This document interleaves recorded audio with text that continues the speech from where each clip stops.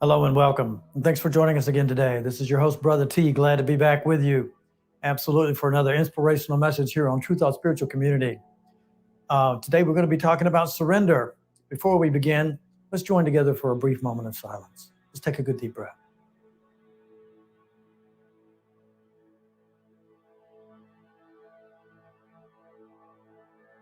So, as we turn within to the heart space, we asked to be joined with the angels and guides and loved ones and family in this time, in this place, in this space, at the very center of our being, at the altar of our center being. And we ask that the message today be informed by this energy of love. And so it is.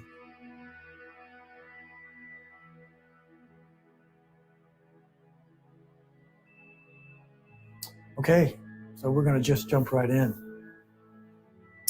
This is the fourth key to the kingdom. It's called surrender. We've talked about desire. We've talked about intention. We've talked about allowance.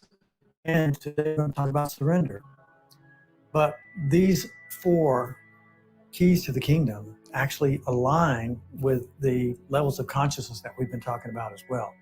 And so just to kind of put things in perspective, when we move above victim consciousness, which is the realm of the ego mind construct, we're basically in the desire area of desire, which is manifestor manipulation. And then we move into the intention, which is to keep our desire consistent with the desire of our higher self and setting the environment. And we've had a couple of talks on that. And then we talk about allowance. And allowance and forgiveness go hand in hand. You can't really separate those two. And it's about allowing spirit to be the guide for us, right? But today we're going to be talking about surrender. And surrender is where we go from allowance, which is forgiveness, if you will, being connected with spirit, being channel, being in connection with spirit. That is, I like to talk about that as channel level. But surrender is really the mystic level, where we basically surrender our life, where we surrender our thoughts, we surrender our mind to being joined in union and relationship with spirit. So I just want to share a quick story of surrender that paid off well for me, as an example. It goes back about almost 9 years ago now.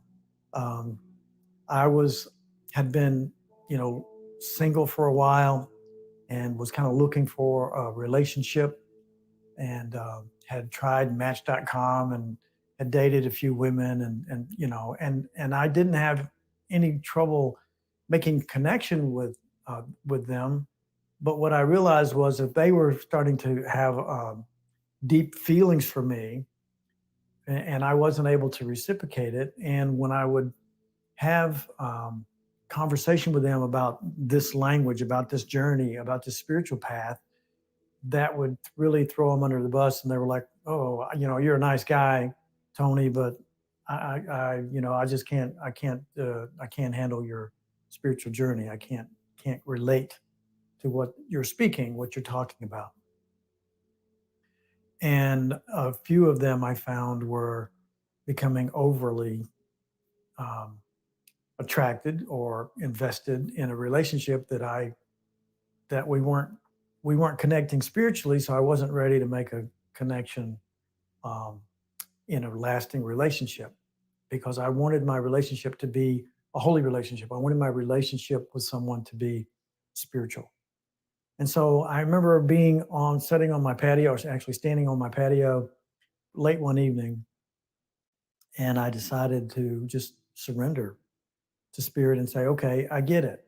I'm supposed to be alone for the rest of my life. I'm going to quit looking for a partnership. I'm going to quit striving and grasping and struggling and reaching out and spending all of this energy. I'm just going to stay focused on my spiritual journey, keeping the main thing. And I'm fine being single. I'm fine, just learning to love myself. And so I surrender what I had desired to spirit, literally, and said, I get it. I'm done. I'll just be okay with that. I'm just going to be in relationship with you. And lo and behold, about 2 weeks later, a friend of mine called me up. She said, "Oh, they've opened it up." And I said, "What are you talking about?" She said, "Well, we were talking about a couple of weeks before that. We had been talking about going to a gathering with Paul Selig and the guides that he was channeling the guides, and they were doing it in Toledo, and that it was closed, and so we couldn't get in. She wanted to go, and I had told her I'd go with her. And she said, "Well, they've opened it up, and so we can get in. Do you still want to go?" And I'm like, "Yeah, okay, I'll go with you." You know. And so we headed up there, and the very first night was the night that my now wife and spiritual partner and co-founder for this ministry, Rev Renee, picked me out of the crowd and said, "Come out." Because the guide said, "Two of you stand up." And she stood up with another person, and they did a process. And then they asked them, the guide said, "Okay, now each of you bring someone else out to the circle." There was about 40 people in the room, and she scanned the room and she saw me, and she said, "Come on out." And I was immediately attracted. I mean, I knew there was some kind of connection. And the next day, when the meeting was beginning to start again on a Saturday morning, I looked around, didn't see her anywhere, and I thought, well, maybe she's not coming back or whatever. And they said, "Okay, we're about ready to start." And suddenly I saw her come in, and I looked around the room, and guess what? There was only one chair, and it was right next to me. You can't plan that, right? And we spent the whole day together that Saturday in spiritual study and spiritual work with the guides, with Paul Selig. One thing led to another. We lived 500 miles away, but the connection was there. There was something that was born, I think, in our relationship long before we met each other that weekend. And it's been a wonderful and exciting and roller coaster ride.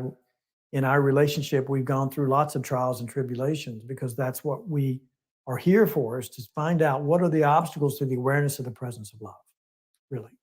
And so that's my surrender story. I surrendered my idea of what my relationship was supposed to be like and who I was supposed to be with. And when we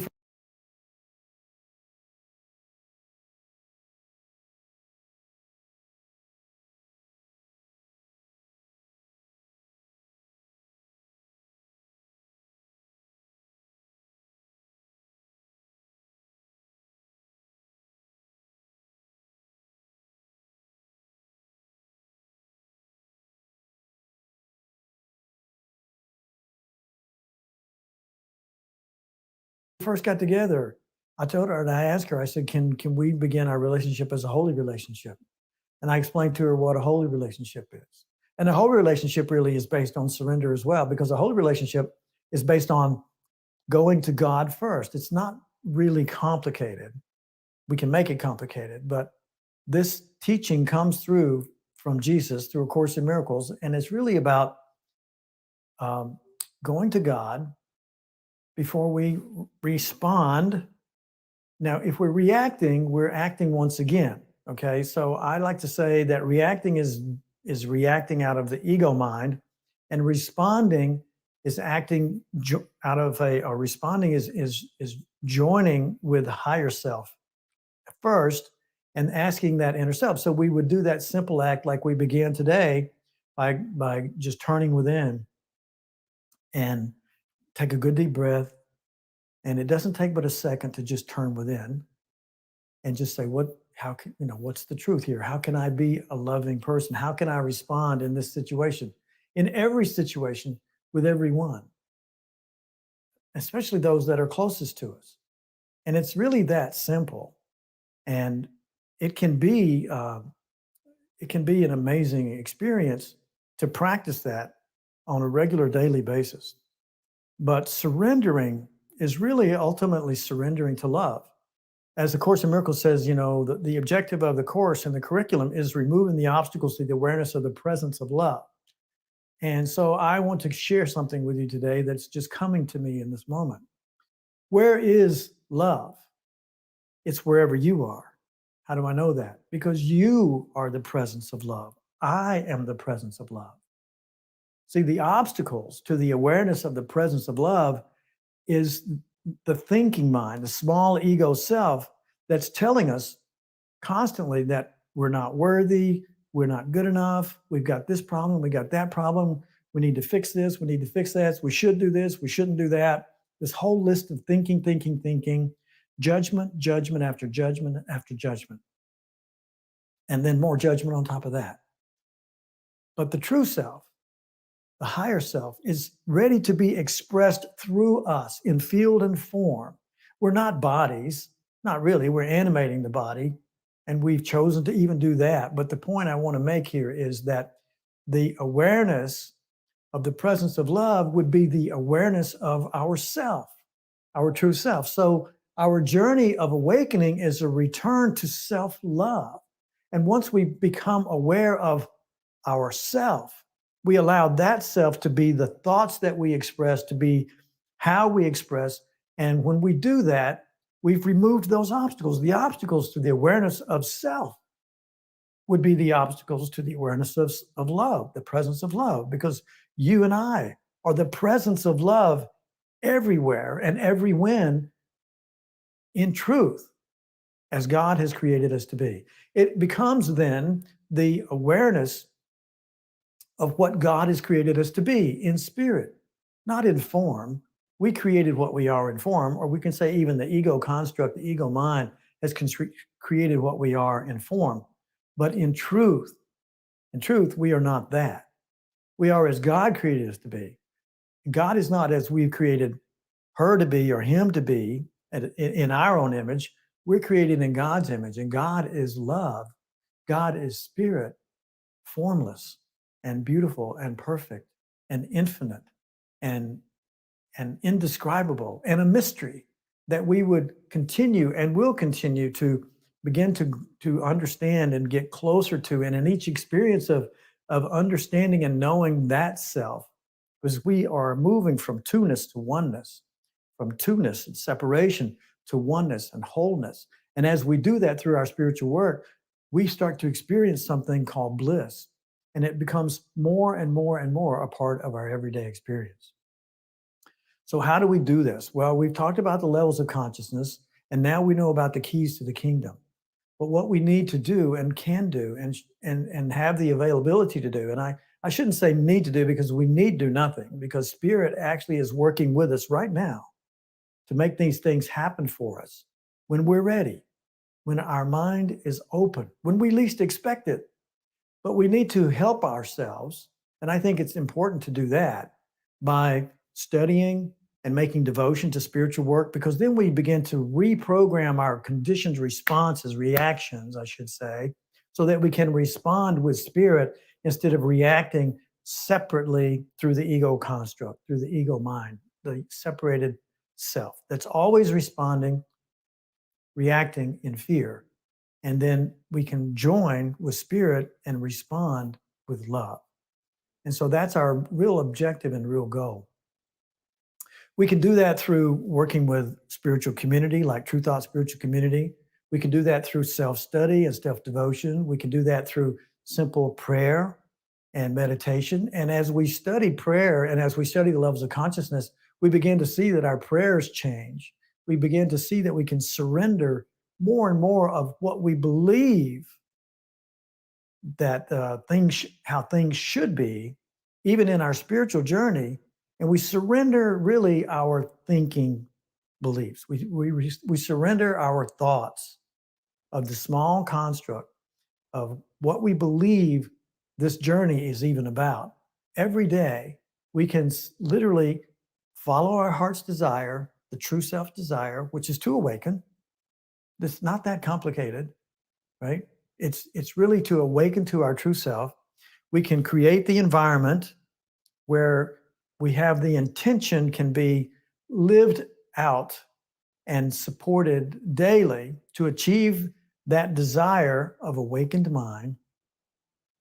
We can practice allowance in whatever's showing up, and through the practice of forgiveness, which is the blessing that we've learned about, because true forgiveness is allowing everything to be just as it is and just as it isn't. And when it comes to judgment, which is what the ego does, we set that back and we say, I'm going to withhold judgment, or I'm going to move back before I gave judgment. I'm going to see, by joining with the inner self, the higher self, the true self, what is the truth? By staying in dialogue and communication with that self, I'm going to ask that self to help me see with this vision, this new vision, what is really going on? Who is this I'm really seeing? How is God seeing my brothers and sisters? Let me see that way. Let me see through the vision of Christ. And so allowance is that third step. And then the fourth step is surrender. Now, I want to add just one more element here, one more attribute that we can use, one tool that we can use along the way. We've talked about forgiveness, that we can use that all along the way through desire, intention, allowance, and surrender. But the other tool I want to share with you today is humility, because all of these things keep going back to this simple truth. We did not create ourselves. We are created as God created us to be. We are the presence of love. So when we remove the obstacles, the thinking mind, to the awareness, who we are, the presence of love, we are that love. And then we can begin to serve the world. We can begin to be the expression of love, perfect, pure love, in a form of bliss that we get to see and experience and be as in all of our activity here in the field of form and the world that we know. So we then can see how when Jesus says that we can be the salvation of the world, that's really how we can fulfill that function. Our function is to be happy. Well, if you're blissed out, I promise you, you're going to be happy, right? We know that, right? It just makes sense, right? If we're not in the mind of the ego, then we're not fearful and we're not judging. So no one is guilty, because we're not using those constructs to paint a picture over the world that we're experiencing. And what we're doing then is really beginning to create, because we're the energy of the creator. The world we see is a reflective. We are creating heaven on earth, you and I, working together. All of the enlightened ones, the light workers, we're creating heaven on earth by following these simple keys to the kingdom. It's not going to someplace other than where we are. It's creating a brand new where we are by taking responsibility for every experience that we have. I'll say that again. By taking responsibility for every experience that we have, we align our desire with spirit. We set an intention and control our environment to be in a congruent with that alignment. We allow everything that God is being and see through the eyes of Christ consciousness, because we're joining now with that voice, with that mind that knows the truth of who and what we are, that God is working through and as all of us, and the world is changing all around us. It looks like calamity, but what's really happening is we're recreating our experience. If you will allow yourself to see it, you'll be able to see it. It is indeed happening, and you're a part of it, or you're working against it, one or the other. You're either working against it or you're helping it along, because you're the energy of the creator in action. And then finally, we surrender our thinking self. We surrender our thoughts, the idea, the beliefs that we have, to the way things should be. One more time, we must surrender our beliefs, our ideas of the way things should be to spirit. And we let spirit take hold, and we see and attempt to see the goodness that's unfolding in all that we're experiencing. It goes back to allowance and surrender. Allowance and surrender. I believe they work hand in hand. And we've moved right up the ladder of consciousness, and we're now in the area of the mystic consciousness, and we're joined in union and relationship with spirit, and we become as that voice. We give that voice an outlet, and we become love itself being expressed in field and form. I know it sounds challenging to the small self, and well, it should be, because the small self really is not capable of even knowing itself as love. It makes all this stuff up.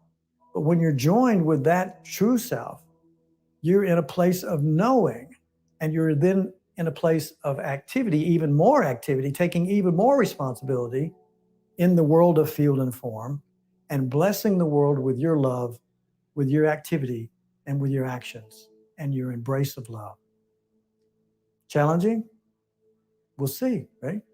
We start by closing our eyes, taking a good deep breath. Let's do that again now. And we say thank you. Thank you, thank you, thank you, Mother, Father, source of all that is, for informing this conversation today and giving us the help, the love, and the support to remove the obstacles to the awareness of who and what we are so that we can be of service in this world, in this dimension that we have created out of our illusory construct of thinking. Father, thy will be done. Thy will be done through us and as us. When you see us, when you see me, you see the Father. I will be that voice today. I'll be the voice for love. I will withhold judgment, and I will, in each moment, negate the opportunity for judgment and take advantage of that moment, that instant, that holy instant, to be joined with you and let you flow through me. I will be the conduit today for love, forgiveness, and joy in the world. And so it is. And here we are. Love you so much, mighty companions, because you are love. I want to be in your company. And I'm so grateful that we are working together to examine these principles of true thought, because they will change the world. And we are in the process of creating heaven on earth. And so it is. We love you so much. Thank you for your support. And you can find us at truethought.org. You can leave comments down below. Thank you for the chatting today with us. And we hope you have a blessed weekend. And we look forward to seeing you again very soon. Bye-bye.